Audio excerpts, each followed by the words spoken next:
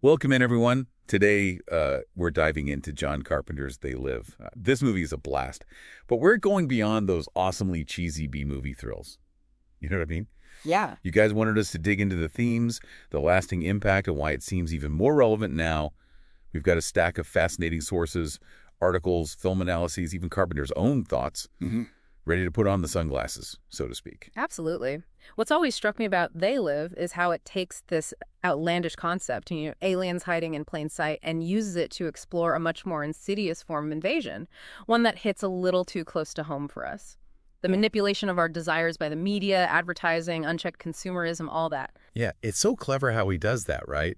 You put on these special sunglasses and suddenly it's like, bam, the world's a different place. Right. Billboards screaming, obey magazines, pushing nothing but subliminal messages. Right. It's almost like Carpenter had a crystal ball and saw the rise of targeted ads and influencer culture, coming from a mile away. But instead of just like hitting you over the head with it, he turns it into this thrilling, funny, action-packed story. Exactly. And that's where his brilliance as a filmmaker really shines through. He's not hitting you over the head with a message. He's using those B-movie tropes, the over-the-top action, the one-liners to draw you in. And then once you're hooked, he starts to peel back the layers of this, consumerist facade. And you start to see something much darker, much more unsettling underneath. And let's talk about Nada, our blue-collar hero, played perfectly by Roddy Piper. He's not a scientist. He's not a soldier. He's just an average guy who stumbles onto this massive conspiracy. And that was a very deliberate choice by Carpenter. He wanted someone who represented, the everyday struggle, someone that the audience could immediately connect with.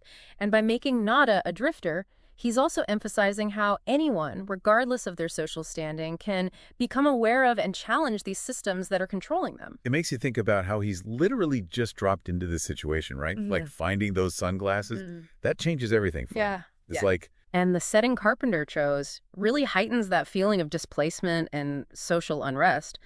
Los Angeles in the 80s, with its stark wealth disparity, it becomes like a microcosm of this whole alien invasion. We see these gleaming skyscrapers of the alien elite, juxtaposed with the rundown shantytowns where Nada and other marginalized groups are forced to live. Yeah, the whole film feels like it exists in these two realities, one hidden beneath the surface of the other. And speaking of things hidden beneath the surface, we got to talk about that alley fight. Ah, yes. The 6-minute brawl for the ages. It's legendary. But beyond being this incredibly choreographed and surprisingly brutal fight scene, there's got to be a deeper meaning there. Right. Absolutely. There are tons of interpretations of that fight. Some people see it as this metaphor for the futility of just fighting amongst ourselves when the real enemy is this unseen force that's manipulating us from the shadows. Others view it as this necessary struggle to kind of awaken those who are still blindly following the rules. Either way, it's definitely a scene that stays with you long after the credits roll. And get this, that line that everybody remembers. The one Nada throws out right before the fight. I've come here to chew bubblegum and kick ass, and I'm all out of bubblegum. Totally ad-libbed by Piper. Apparently he used it all the time, like back in his wrestling days. Wow. Which speaks to Carpenter's genius for recognizing and utilizing the unique talents of his actors. He understood that Piper's wrestling persona, that larger-than-life personality, would translate perfectly to the role of Nada. It adds this layer of, authenticity to the character, even amidst all the absurdity. For sure. But let's not forget, They Live is rooted in some very real anxieties of the time. Carpenter himself has said that the film was a direct response to the Reagan era, to what he saw as this growing obsession with wealth and consumerism, often at the expense of social responsibility. Yeah, and what's so fascinating is how those themes, economic inequality, corporate greed, the influence of media, all of that, they've only intensified in the decades since the film was released. It's almost as if Carpenter was offering this, prescient warning about the path we were headed down. Okay, so we've got aliens, social commentary, and Roddy Piper kicking ass. Where do we go from here? Well, before we get too far down the rabbit hole, let's unpack one of the film's most striking elements, those sunglasses. They're not just a cool visual, are they? Those sunglasses are the key to the entire film. They represent this, shift in perspective. It's a way to see the world as it truly is, stripped of all the illusions and manipulation. It's like before Nada puts on the glasses, he's living in this, naive bliss, right? Right. Unaware of the forces that are controlling him. But once he sees through that facade, there's no going back. Exactly. And that's where The true horror of the film lies, I think. It's not about grotesque aliens or jump scares. It's about this chilling realization that we might be, like, complicit in our own oppression. You Yeah. know, that we're so caught up in chasing this material wealth and status that we've become blind to the systems that are actually exploiting us. It's that frog in boiling water thing, right? Right. The water's getting hotter and hotter, but we're just too distracted to notice until it's too late. Mm-hmm. And what's really scary is that Carpenter made this movie back in the 80s.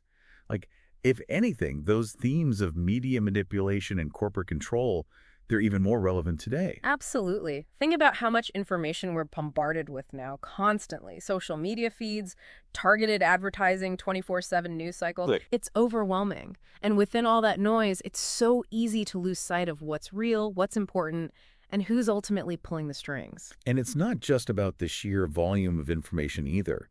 It's also about how that information is presented to us.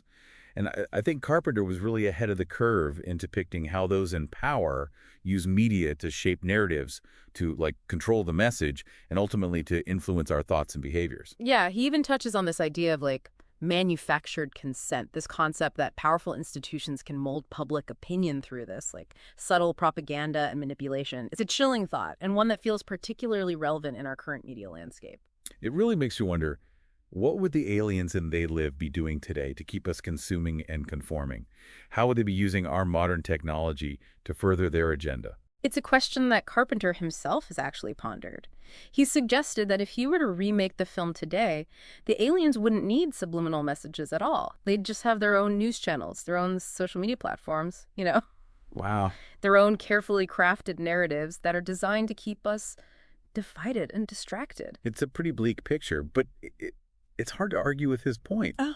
I mean, you look at how algorithms curate our online experiences now, how easily misinformation spreads, how quickly we form opinions based on like sound bites and headlines. It's almost as if like reality itself is up for grabs. And that sense of unease, that kind of creeping paranoia about who's really in control, that's really at the heart of They Live, I think. It's what makes it so effective as a piece of social commentary. Yeah. It doesn't offer any easy answers. It just holds up this mirror to our own society and asks us to confront some, uncomfortable truths. It's like that scene at the newsstand where Nada first realizes that all these magazines are just blank slates with like these subliminal messages on them. Mm-hmm. And Carpenter has talked about how during filming what was happening off camera was almost creepier than the scene itself. Oh, really? What happened? So they were shooting on location in LA, and people are passing by and they're just indifferent. Like, here are these magazines with nothing but obey and consume printed on them, and nobody even bats an eye. It's like they were already conditioned to just tune it out, to accept the message without question. That's what makes Carpenter such a visionary filmmaker, I think. Yeah. He tapped into these anxieties about media, about consumerism, about the erosion of individual thought, and he wove them into this incredibly entertaining and thought-provoking film. Totally. And he doesn't shy away from the darker implications of those themes either. Yeah. Like, the film doesn't just critique these alien overlords, it also highlights the human collaborators, right? The ones who are willing to sell out their own kind for a taste of power. Yeah, that scene where Nada and Frank are mistaken for recruits and given a tour of the alien headquarters is a perfect example. They encounter this drifter from the shanty town, and he's, working with the aliens now, perfectly content in his new role. It's this stark reminder that the lines between good and evil, between oppressor and oppressed, aren't always so clear-cut. Right, and it forces us to ask ourselves, what compromises are we willing to make? At what point does our desire for comfort and security blind us to the suffering of others? These are tough questions, but they're the kind of questions that They Live really compels us to confront. And while the film paints this pretty bleak picture of our consumer-driven society, it also offers this, glimmer of hope, wouldn't you say? Absolutely. I mean, the whole movie is building toward this idea of resistance, of fighting back against those who seek to control us. And that fight is embodied in Nada, isn't it? He's not a superhero.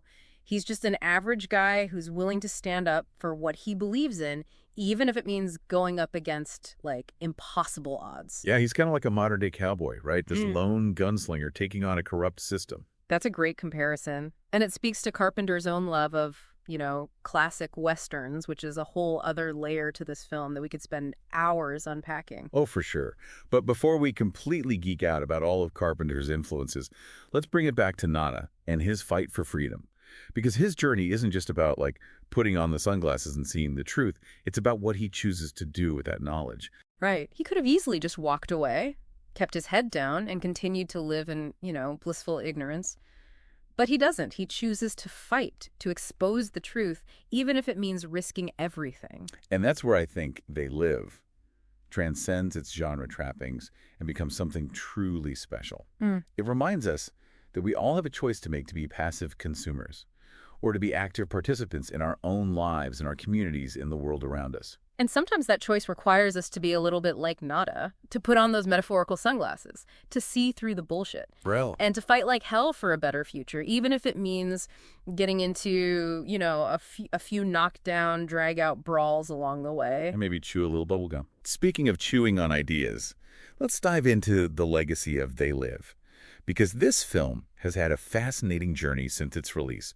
It wasn't an immediate hit, but over time it's become this cult classic, embraced by all sorts of subcultures and movements. Right. And it's really interesting. And we'll unpack that whole phenomenon, but first, a word from our sponsors. And we're back, ready to dive into the legacy of They Live. Yeah. It's kind of crazy how this movie, it's like infiltrated pop culture, right? Yeah. Referenced by everybody, musicians, streetwear designers, you name it. It's become this touchstone for conversations about, well, everything from consumerism to political ideology. Yeah, it's really interesting how They Live has gone way beyond, its initial release and become this cultural phenomenon. It speaks to the film's power, I think. This ability to tap into these timeless anxieties about power, control, the nature of reality itself, Yeah. People from all walks of life with totally different perspectives find something that resonates with them in its message. You mentioned musicians and designers, but even the artist Shepard Fairey, the guy behind the Obama Hood poster, he cited They Live as a major influence on his work. Oh, wow. That iconic obey imagery, man, it pops up everywhere. Exactly, and that's what's so interesting about the film's legacy. It's been embraced by groups and individuals who, might not agree on anything else, but they find that common ground in their, appreciation for the film's anti-establishment message, its critique of consumer culture, and its call to action. Totally. Yeah. Although I guess with any piece of art that becomes this culturally significant, there have been some, let's call them creative interpretations of They Live, right? Right. Some folks have tried to project their own agendas onto the film, twisting its message to fit, their own narratives. Yeah. Carpenter himself has had to address some of the more outlandish interpretations, particularly those trying to link the aliens to specific ethnic or religious groups. He's been very clear that the film is a critique of unchecked capitalism and the systems that, perpetuate inequality. It's not a commentary on one specific group of people. Right. It just goes to show you how art can take on a life of its own. Yeah. Right. Sparking all these conversations and debates that go way beyond the creator's original intent. But getting back to what Carpenter did intend, there's this interesting paradox about They Live being labeled as a cult classic. Oh, yeah, definitely. Because when it first came out, it wasn't exactly, embraced by mainstream critics. Right. A lot of them just dismissed it as schlocky, simplistic. They missed, I think, the deeper layers underneath that B-movie surface. It wasn't until years later that people really started to appreciate the satirical bite and its, very prescient social commentary. It's like those critics needed to put on the sunglasses themselves. Yeah. Metaphorically speaking, to see the brilliance of what Carpenter was doing. It makes you wonder, though, if They Live were to be released today, with our current media landscape and heightened awareness of all these issues, would it be received differently? That's a really good question. Perhaps it would resonate even more with audiences today who are already kind of grappling with these themes of misinformation, corporate influence, the erosion of truth in the digital age, or maybe its message would just get lost in the noise, drowned out by the very forces it's critiquing, It's true. Either way, though, there's just no denying the impact that They Live has had on filmmaking, on pop culture as a whole. It's inspired countless other movies, books, works of art. It continues to be referenced and reinterpreted in new and unexpected ways. And I think that's what speaks to the power of Carpenter's storytelling, this enduring relevance. Yeah. He took a simple, even outlandish premise, aliens disguised as humans, right? Yeah. And he used it to explore these really complex, deeply unsettling truths about our own society. And he did it with humor, with action, with a healthy dose of social satire, and he created something truly unique in the process. Totally. Dale reminds us that it's okay to be entertained and challenged at the same time. Right. It's okay to enjoy a good alien invasion movie while also, like, engaging with its deeper message. And most importantly, I think it reminds us that we're not powerless in all of this. Like, we have the ability to question what we see and hear, to challenge the status quo, to fight back against those who try to control us. It might not be easy, we might not always succeed, but I think the fight itself is what matters. So the next time you're feeling, overwhelmed by this constant barrage of information, by the feeling that someone else is calling the shots, remember Nada. Remember his journey, his courage, and that unwavering determination to see the truth no matter the cost. And maybe dust off that old DVD or, find a streaming service that still has it and give They Live another watch. You might be surprised at what you discover. And there you have it, everyone. Our deep dive into John Carpenter's They Live.